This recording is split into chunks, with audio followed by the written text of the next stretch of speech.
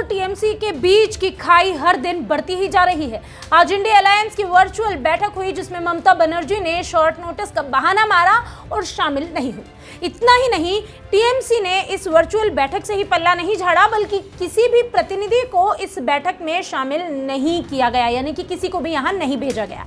इसके बाद से लगातार अधीर रंजन चौधरी ममता बनर्जी पर जुबानी हमले कर रहे हैं। कभी वो ममता को बेईमान कहते हैं तो कभी अहंकारी बता देते हैं। इतना ही नहीं, हाल ही में साधुओं पर हुए हमले के लिए भी पश्चिम बंगाल कांग्रेस अध्यक्ष अधीर रंजन चौधरी ने सीएम ममता बनर्जी को ही जिम्मेदार माना है। एक तरफ तो इंडिया अलायंस में सीटों के बंटवारे को लेकर वैसे ही फूट हो गई थी, वैसे ही इसके बाद अब गठबंधन को क्षेत्रीय नेता जुबानी जंग से और खराब कर रहे हैं।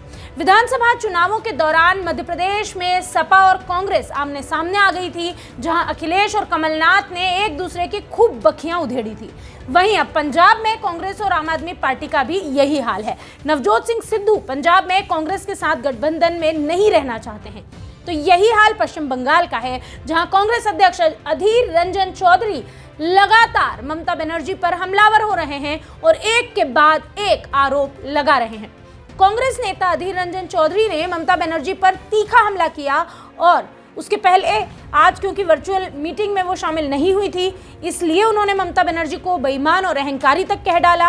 उन्होंने कहा कि ये महिला राजीव गांधी और सोनिया गांधी के नेतृत्व में नेता बनी थी, गरिया मोड़ पर एक डंडा खाई थी, जिसके बाद नाटक किया था। एक महिला के ऊपर हमला होने की वजह से राजीव गांधी ने इस महिला को युवा नेता बनाया था। और यह महिला कितनी बड़ी बेईमान है, कितनी अहंकारी है। जिन लोगों ने उसे राजनीति में खड़ा किया वह उन्हें ही अहंकार दिखाती है। Indian national development inclusive alliance यानी कि इंडी अलायंस के घटक दलों की 13 जनवरी को एक अहम बैठक हुई, यानी कि आज। इसमें गठबंधन को मजबूत करने और सीट बंटवारे पर रणनीति बनाने को लेकर चर्चा होनी थी, लेकिन इस बैठक में टीएमसी शामिल नहीं हुई।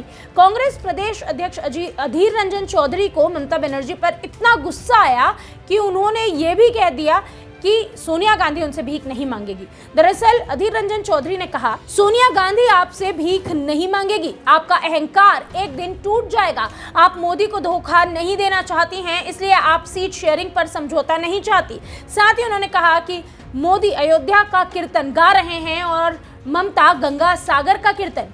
क्या अयोध्या और गंगा सागर पहले नहीं थे? इतना ही नहीं, पश्चिम बंगाल के पुरुलिया जिले में साधुओं के समूह को भीड़ के पीटने के मामले में भी अधीर रंजन चौधरी ने ममता सरकार को ही कोसा। दरअसल पश्चिम बंगाल में पुरुलिया में उत्तर प्रदेश के साधुओं को गाड़ी से खींचकर बुरी तरह पीटा गया, उन्हें निर्वस्त्र किया गया, उसके बाद लाठी डंडों से मारा गया। साधुओं की पिटाई का यह आरोप ममता बनर्जी की पार्टी यानी कि टीएमसी के कार्यकर्ताओं पर ही है। यह घटना 11 जनवरी की बताई जा रही है। इस मामले में पश्चिम बंगाल कांग्रेस के अध्यक्ष अधीर रंजन चौधरी ने कहा कि पश्चिम बंगाल में कानून व्यवस्था बेहद खराब स्थिति में है। जब तक राज्य में टीएमसी सत्ता में है, हालात ऐसे ही रहेंगे। अधीर रंजन के जुबानी हमले दिन ब दिन तीखे होते जा रहे हैं। वो ममता बनर्जी पर मोदी के साथ मिलीभगत के आरोप भी लगा रहे हैं और ममता बनर्जी को घमंडी भी बता रहे हैं। ऐसे में टीएमसी और कांग्रेस का साथ तो टूट ही गया है, इंडी गठबंधन छूट ही गया है और कांग्रेस का साथ भी टूट गया है। इस मामले पर आप क्या राय रखते हैं? कमेंट बॉक्स में हमें जरूर बताएं। वीके न्यूज, राष्ट्र के नाम।